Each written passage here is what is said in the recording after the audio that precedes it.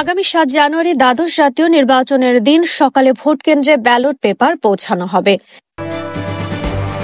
নির্বাচন কমিশন একটি পরিপত্রে এই সিদ্ধান্তের কথা জানিয়েছে।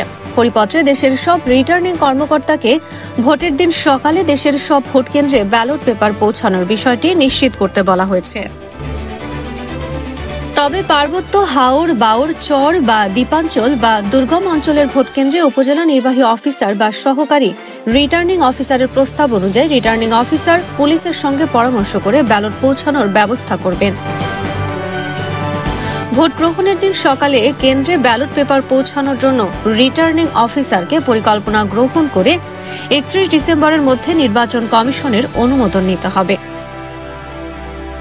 সাধারণত সংসদ নির্বাচনের সময় ভোটের আগের দিন বিকেলে বা সন্ধ্যায় ভোট কেন্দ্রে ব্যালট বাক্স পাঠানো হয়।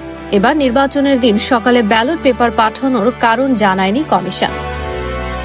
তবে ইসি কর্মকর্তারা বলছেন, রাতের ভোটের অভিযোগ বা বিতর্ক এড়াতে ভোটের দিন সকালে ব্যালট পাঠানোর সিদ্ধান্ত নেওয়া হয়েছে।